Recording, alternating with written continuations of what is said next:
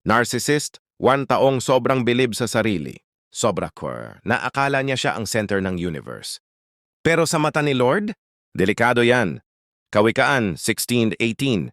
Ang kapalaluan ay nauuna sa kapahamakan, at ang mapagmataas na espiritu ay nauuna sa pagkabuwal. Ano ang narcissist? Simplehan natin. Hindi lang selfie king queen. Hindi lang confident.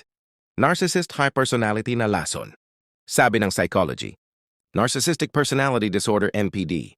Sobrang need ng admiration. Walang empathy. Feeling entitled. Sabi ng Bible, mga taong maibigin sa kanilang sarili.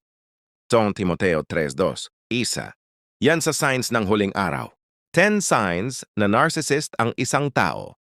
Biblical warning. Akala niya siya lagi ang bida. 2 Timoteo 3:2. Kasi mga tao'y madihing maibigin sa kanilang sarili, mayayabang, mapagmataas.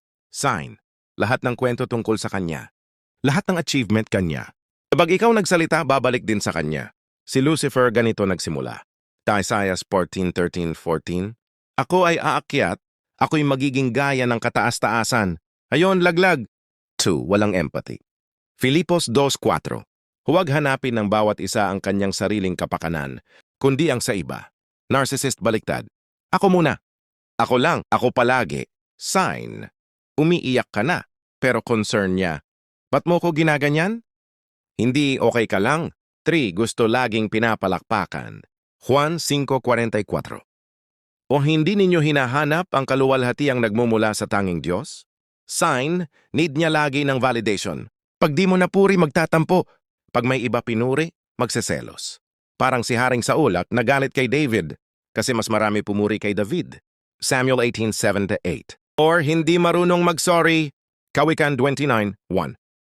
Ang taong madalas na sinasaway ngunit nagmamatigas, ang ulo ay biglang mababali at wala ng lunas. Sign. Kahit siya may kasalanan, ikaw pa rin mali. Kung di ka ganito, di ako ganyan. Blame shift king queen. 5. Ginagamit ka lang.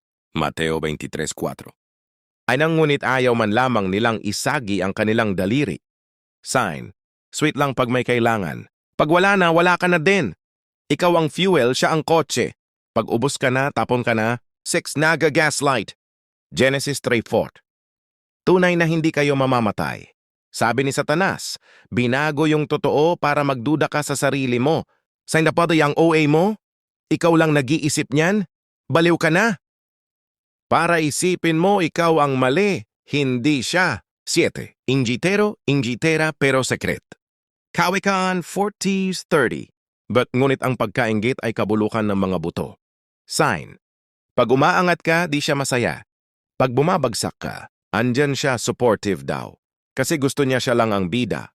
8. Sobrang control freak. Juan 1:9. Si Diotrephes, na ibig maging una sa kanila ay hindi kami tinatanggap. Sign. Gusto niya control damit mo, oras mo, tropa mo, cellphone mo, para daw sa'yo. Pero para sa ego niya talaga. 9. Dalawang muka. Mateo 23:27.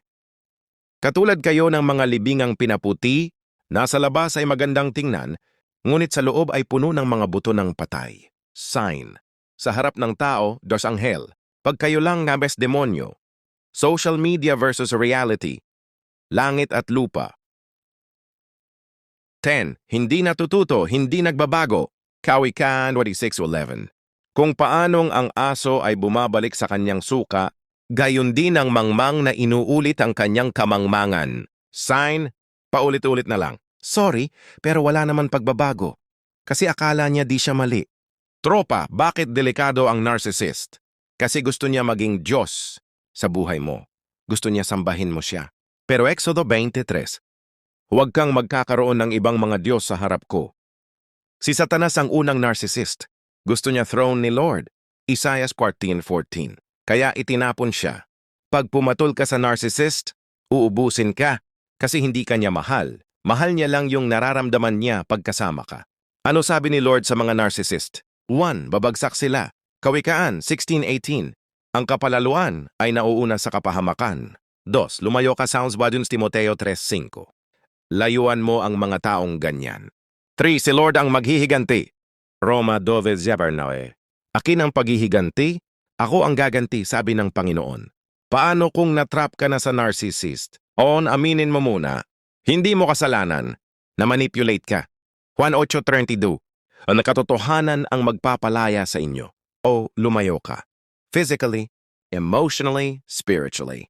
On Corinto 15:33. Huwag kayong padaya.